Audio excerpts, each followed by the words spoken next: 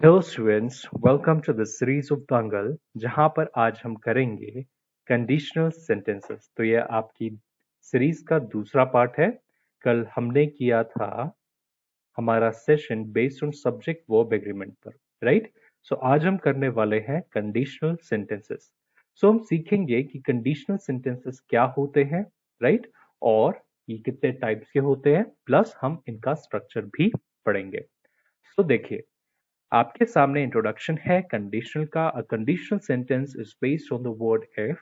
तो आप एग्जाम्पल अगर देखेंगे, ये फर्स्ट एग्जाम्पल आप पढ़िए। If I were rich I would buy a huge mention, यानी अगर मैं अमीर होता, अगर मैं रिच होता तो मैं क्या करता, मैं एक बड़ा सा घर खरीदता, राइट। सो ये कंडीशनल सेंटेंस में आपका जो वर्ड इफ है वो रहता है। तो यहां पर आप ये सेंटेंस देखेंगे, यहां पर आपके सामने इफ है। So this is a conditional sentence. Then it is used to introduce a conditional clause. अब जो हमारा वर्ड इफ है, इसका रोल है क्या, ये हमें इंट्रोड्यूस करवाता है कंडीशनल क्लॉज से। कंडीशनल क्लॉज यानी वो क्लॉज जो हमें कंडीशन बताता है कि कंडीशन एक्चुअली क्या है, ठीक है।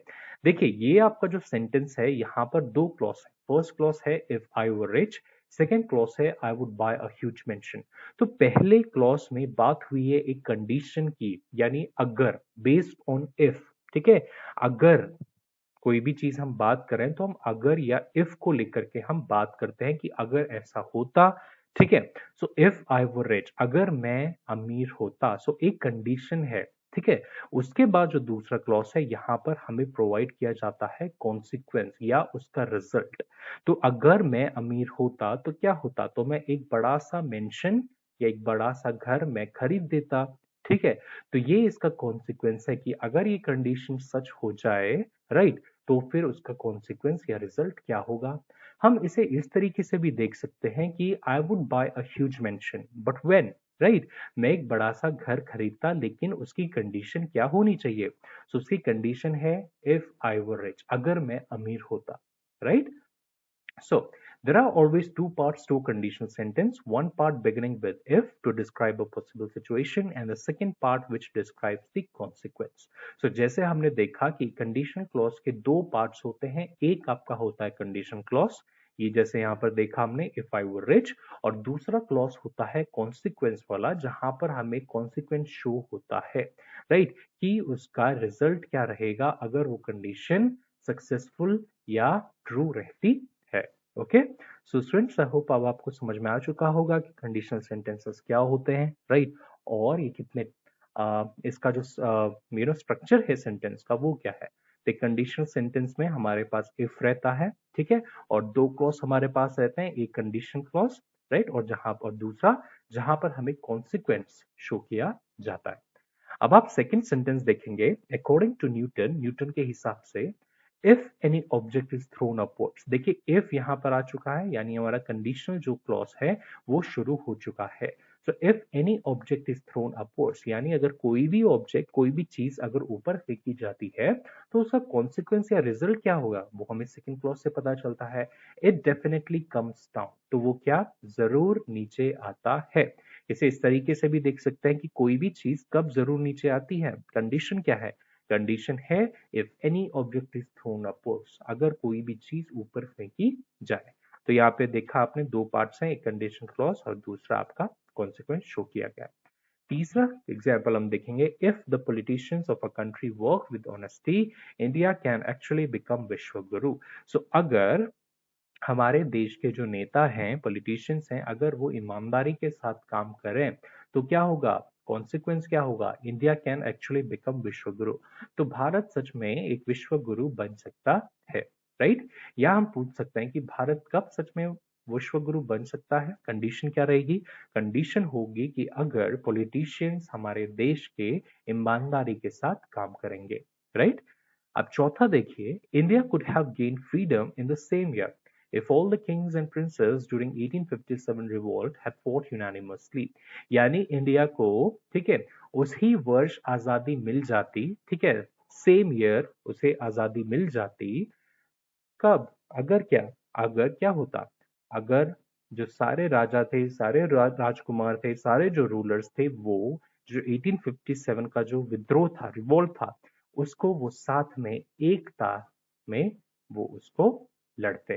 ठीक है, तो हम पूछ सकते हैं, ये भी पूछ सकते हैं कि अगर, ठीक है, जो राजा है, ठीक है, वो सारे राजा अगर एकत्र होके एकता में वो लड़ते अंग्रेजों के खिलाफ तो क्या होता, तो कॉन्सिक्वेंस क्या रहता, इंडिया को उसी साल आजादी मिल सकती थी। ओके स्टूडेंट्स, तो ये यहाँ पर था हमारे कुछ एग्जाम्पल्स कंडीशनल सेंटेंसेस के। अब हम देखेंगे कि कितने टाइप्स के कंडीशनल सेंटेंसेस हमारे पास होते हैं। तो यहाँ पर देखिए आपके पास zero conditional, first conditional, second conditional and third conditional. तो zero, first, second and third यानी 4 कंडीशंस आपके पास होते हैं। अभी हम इसको एक एक करके पढ़ेंगे। तो देखिए zero condition, we use the zero conditional to talk about universal truths such as scientific facts, routines and general habits, right? तो जीरो कंडीशनल का इस्तेमाल आप कब करते हैं, जब आपको शो करना होता है यूनिवर्सल ट्रुथ्स, राइट, या scientific facts, for example physics के लॉस, केमिस्ट्री के लॉस, ठीक है, यूनिवर्स में जो हर जगह एप्लीकेबल है।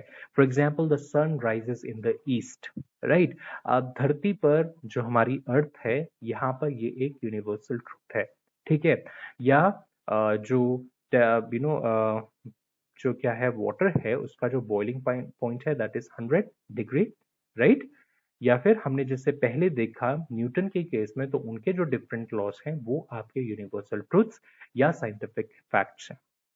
और आपके जैसे रूटीन्स हो गए या जनरल हैबिट्स हो गई, ठीक है, कि कोई भी इंसान क्या करता है या किस तरीके से उसका रूटीन है, तो उसको भी ये सब शो करता है जीरो कंडीशनल। तो हम जीरो कंडीशन को इन कंडीशंस में यूज करते हैं। अब इसका स्ट्रक्चर देखिए, स्ट्रक्चर बहुत आसान है, ठीक है, इसका स्ट्रक्चर होगा एफ, उसके साथ प्रेजेंट सिंपल, और सेकंड क्लॉज में भी प्रेजेंट सिंपल। तो बहुत ही आसान है याद करने के लिए, एफ के साथ सिंपल प्रेजेंट और सिंपल प्रेजेंट दोनों दोनों क्लॉज में, ठीक है।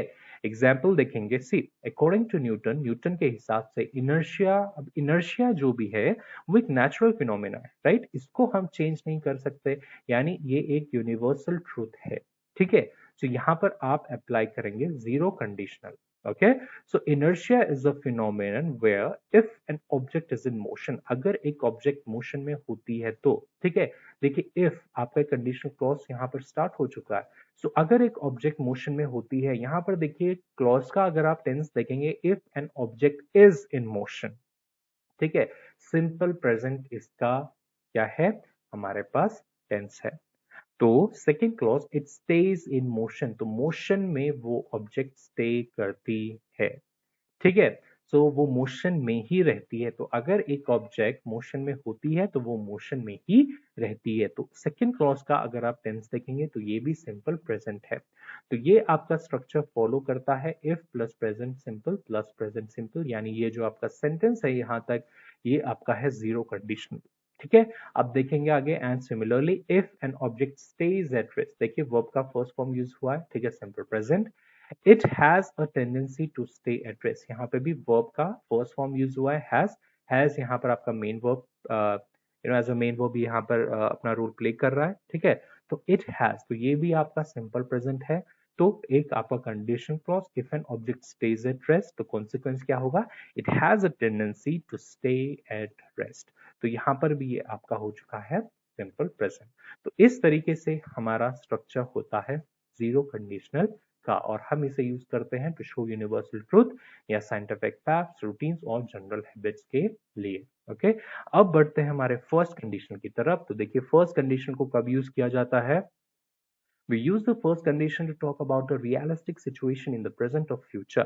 तो एक रियलिस्टिक सिचुएशन के लिए, यानी एक ऐसे सिचुएशन के लिए जो सचमुच घटित हो सकती है, सचमुच हो सकती है, ठीक है, विच कैन हैपन एक्चुअली, कब, प्रेजेंट या फ्यूचर में, तो उसको शो करने के लिए हम फर्स्ट कंडीशन का इस्तेमाल करते हैं, ठीक है। स्ट्रक्चर हम देखेंगे, इफ प्लस प्रेजेंट सिंपल, और उसके बाद आपके सेकेंड क्लॉज में आपके मॉडल वर्ब्स, आपका will, can, must, may, etcetera, ठीक है, शैल, ओके।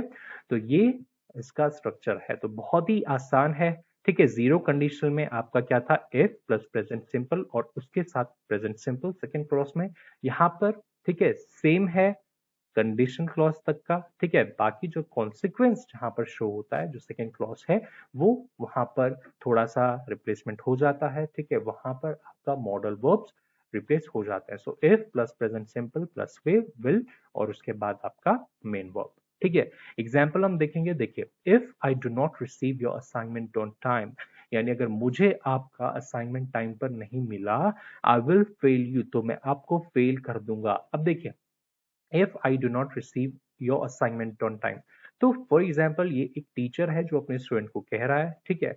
तो एक टीचर अपने स्टूडेंट को जब कह रहा है, तो स्टूडेंट के अंदर ये एबिलिटी है कि वो अपना असाइनमेंट टीचर को दे सके, और टीचर के पास भी एक एबिलिटी है कि वो स्टूडेंट का असाइनमेंट ले सके। तो ये जो सिचुएशन है, ये सिचुएशन रियलिस्टिक सिचुएशन है, ठीक है। अगर स्टूडेंट अपना असाइनमेंट दे दे और टीचर उसका असाइनमेंट एक्सेप्ट कर ले, तो ये सिचुएशन क्या हो जाएगी, रियलिस्टिक हो जाएगी, राइट। तो ये एक सिचुएशन है जो प्रेजेंट टाइम में रियलिस्टिक है। Then I will fail you, तो ये भी जो सिचुएशन है, ये सिचुएशन फ्यूचर में लाइक करती है, ठीक है। तो ये जो सिचुएशन है, ये सिचुएशन भी रियलिस्टिक है। टीचर के पास ये पावर है कि वो स्टूडेंट को फेल कर दे अगर उसे स्टूडेंट का असाइनमेंट टाइम पर नहीं मिला। तो इस तरीके के सेंटेंस हम देखते हैं फर्स्ट कंडीशन में। अब इसका स्ट्रक्चर अभी पता लगाएं, तो देखिए, इफ आपका आ चुका है, ठीक है। कंडीशनल क्लॉज में प्रेजेंट सिंपल है, सो डू नॉट रिसीव, देखिए, do not and receive simple present है, ठीक है। फिर उसके बाद आपका modal verbs, I will fail you, ठीक है। आई विल फेल यू, देखिए यहां पर मॉडल लग गया आपका, सो विल और उसके बाद आपका वर्ब फेल। तो इस तरीके से ये आपका स्ट्रक्चर है।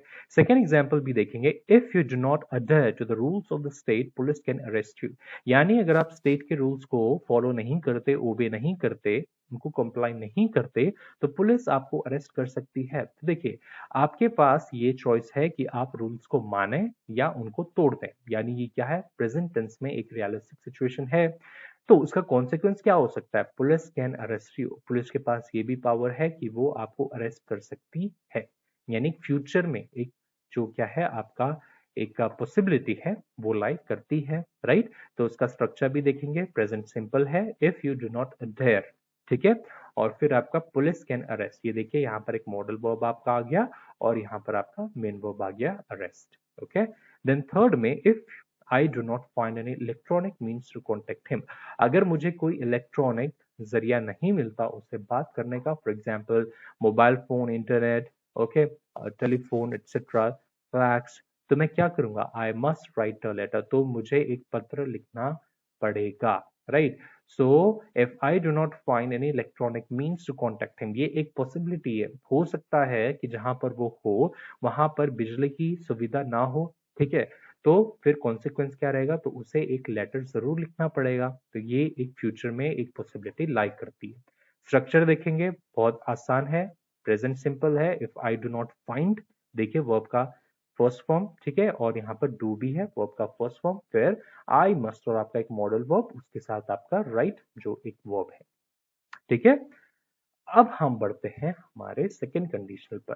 तो सेकेंड कंडीशनल देखिए, we use the second conditional to talk about improbable और impossible situation in the present और फ्यूचर। तो सेकेंड कंडीशनल का इस्तेमाल आप करते हैं उन कंडीशंस के लिए जो एक ऐसी सिचुएशंस हैं जो इम्पॉसिबल हैं, या तो प्रेजेंट में या फ्यूचर में, जो नहीं हो सकती, ठीक है, या जो अननोन है या कभी हुई नहीं है, ठीक है, या फिर इम्पॉसिबल है। तो इसका स्ट्रक्चर देखेंगे, इफ प्लस पास्ट सिंपल और उसके साथ वुड। देखिए, अगर पास्ट सिंपल है तो उसके साथ विल यानी या कैन, प्रेजेंट सिंपल नहीं आना चाहिए, तो हम इसको कन्वर्ट कर देंगे पास्ट में भी। सो विल को हम कर देंगे वुड, कैन को कर देंगे कुड, शैल को कर देंगे शुड, राइट, मे को कर देंगे might, right. So if plus past simple, if plus past simple and then would could, तो ये आपका स्ट्रक्चर है इसका। एग्जाम्पल के हिसाब से हम समझेंगे, देखिए, इफ ही वो ऑब्जेक्टेड एट द बिगिनिंग, यानी अगर उससे शुरुआत में ही रोका जाता या टोका जाता, ठीक है। तो देखिए, अभी हम कर रहे हैं पास्ट की बात, यानी पास्ट में अगर उसे टोका जाता तो क्या होता, ये तो आपकी कंडीशन हो गई। कॉन्सिक्वेंस क्या होता, he wouldn't be courageous enough to defy the rules, तो उसके पास इतनी हिम्मत नहीं आती कि वो रूल्स को तोड़ सके। तो हम बात कर रहे हैं एक गलती की कि हमने उसे शुरुआत में नहीं टोका। तो क्या हम पास्ट में जाके उसे टोक सकते हैं क्या? नहीं, you can not go into your past, right? तो इस हिसाब से ये जो कंडीशन है, ये कंडीशन एक इम्पॉसिबल कंडीशन है। तो यहाँ पर हम इस्तेमाल करते हैं सेकंड कंडीशन का। ठीक है, अब he wouldn't be courageous enough to defy the rules. उसने तो जो अपने रूल्स हैं वो तो तोड़ दिए, तो क्या अब हम उसे, ठीक है, आगे जाकर के, ठीक है, उसी सिचुएशन में हम क्या टाइम को बदल सकते हैं कि वो रूल्स को फॉलो करता? नहीं, जो हो चुका है वो हो चुका है। We can not change what has pass by, right? So this is it. अब स्ट्रक्चर देखेंगे। देखिए, if he were objected, simple present were, right? Objected, ये आपका क्या है? पैसिव वॉइस है। तो फॉर एग्जाम्पल मैं कहूं कि आई ऑब्जेक्टेड यू, तो ऑब्जेक्टेड बन जाता है वर ऑब्जेक्टेड। तो डोंट गेट कंफ्यूज, ठीक है? स्ट्रक्चर ये आपका सिंपल प्रेजेंट ही है, बट वॉइस आपका बदल जाता है, ये आपका है पैसिव वॉइस में। तो सिंपल पास्ट और फिर आपका देखिए वुड यहाँ पर लग चुका है, मॉडल वर्ब, ठीक है? ही वुडंट बी करेजियस।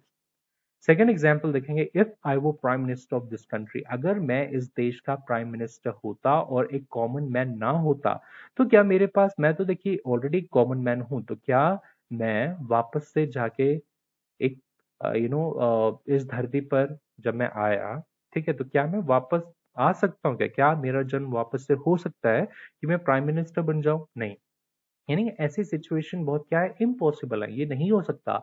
तो क्या होता अगर मैं प्राइम मिनिस्टर होता और एक आम नागरिक ना होता? I could change the situation of the poor in our country. तो मैं इस देश की जो पुअर की स्थिति है, गरीबों की स्थिति है, उसको मैं ठीक कर देता या बदल देता। तो क्या ऐसा पॉसिबल है? नहीं। क्यों? क्योंकि कंडीशन है कि अगर मैं इस देश का प्रधानमंत्री होता। ठीक है, स्ट्रक्चर हम देखेंगे, if I were prime minister, देखिए सिंपल प्रेजेंट और आपका नेक्स्ट क्लॉज में लगा है कुड। तो ये आपका स्ट्रक्चर है सेकेंड कंडीशनल के लिए। ओके, तो थर्ड कंडीशन अभी हम देखेंगे। So we use the third condition to talk about impossible situations as in the second condition in the past we often use the third condition to describe regrets. ठीक है, अभी हम third condition का इस्तेमाल कब करते हैं? देखिए, थर्ड कंडीशन का इस्तेमाल वैसे ही होता है जैसे सेकंड कंडीशन का होता है। ठीक है, ये पास्ट में यूज होता है, लेकिन फर्क क्या है? फर्क ये है कि इसको हम ज्यादातर रिग्रेट्स यानी पछतावा शो करने के लिए करते हैं। ओके, स्ट्रक्चर देखेंगे, if plus past perfect, would have plus past participle.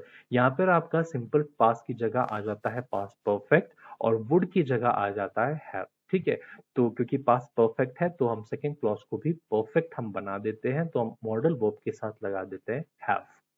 Okay, and then past participle verb का जो भी फॉर्म होगा वो होना चाहिए पास्ट पार्टिसिपल। तो अभी एग्जांपल देखिए। देखिए, if he had not indulge in the corruption he would have saved himself from being abdicated. Abdicated क्या होता है? आपकी जब कोई भी पावर है वो चली जाती है या कोई भी अथॉरिटी है वो चली जाती है। तो क्या कह रहा है सेंटेंस कि अगर वो करप्शन में ना इंडल्ज होता, यानी अगर उसने करप्शन एक्टिविटीज में हिस्सा नहीं लिया होता, ठीक है, तो वो अपनी अथॉरिटी या अपनी पावर को जाने से बचा देता। तो देखिए, if he had not indulge in the corruption, क्या हम इस स्थिति को चेंज कर सकते हैं? क्या नहीं? अगर उसने करप्शन कर दिया तो कर दिया, हम वापस से जाके उसको ठीक नहीं कर सकते। प्लस ये जो है ये हमें पछतावा शो करता है कि अगर वो करप्शन ना किया होता तो फिर क्या होता। तो यहाँ पे दो चीजें देखेंगे, एक तो ये इम्पॉसिबल सिचुएशन है, दूसरी ये हमें रिग्रेट शो करता है। ठीक है, और ये है पास्ट की बात। He could have saved himself from being abdicated। ठीक है, और यहाँ पर भी हम पास्ट की बात कर रहे हैं, यानी उसकी चेयर या उसकी पावर जा चुकी है। ठीक है, अब कुछ नहीं हो सकता। यानी इस सेंटेंस में बात हो रही है पास्ट की और बात हो रही है किसकी? बात हो रही है रिग्रेट की भी। सेकेंड एग्जाम्पल हम देखेंगे, if he had reached on time, अगर वो वक्त पर पहुंच जाता, he would have also been awarded and not missed the beautiful moment। तो वो भी, उसको भी अवार्ड मिलता। ठीक है, वो भी पुरस्कार का एक हिस्सा होता और वो सुंदर सा जो मोमेंट है उसको नहीं मिस करता। तो यहाँ पर देखिए, ना तो वो वक्त पर पहुंचा, ना उसे अवार्ड मिला इस वजह से, और ना ही उसने उस ब्यूटीफुल मोमेंट में हिस्सा लिया, यानी उसने मिस कर दिया। तो ये जो पूरा सेंटेंस है ये एक पास्ट में है, यानी वो चीज हो चुकी है। ठीक है, और अब उसमें रिग्रेट शो किया जा रहा है। ठीक है। देखिए टेंस हम दोनों उसमें देखेंगे, if he had not indulge, had के साथ, ठीक है, इंडल्ज आ चुका है वर्ब का थर्ड फॉर्म, तो सेंटेंस हम देखेंगे, ठीक है, ये क्लॉज आपका है पास्ट परफेक्ट में। फिर हमने मॉडल के साथ लगा लिया हैव, सो कुड हैव आपका पास्ट परफेक्ट बन चुका है, right. Okay, then if he had reached, देखिए रीच्ड के साथ है आपका हैड, तो पास्ट परफेक्ट, और वुड के साथ आपका है हैव, यानी मॉडल के साथ आपका है हैव, सो वुड हैव। तो ये स्ट्रक्चर है आपका पास्ट दिस थर्ड कंडीशन के हिसाब से, ठीक है स्टूडेंट्स। तो ये थे आपके जीरो, फर्स्ट, सेकंड और third conditional. So I hope you like this session, you like this video. So if you like, please do like the video, and मिलते हैं हम हमारी नेक्स्ट सीरीज में ऐसे ही कुछ इंटरेस्टिंग टॉपिक्स के साथ। So thank you so much and take care and bye bye.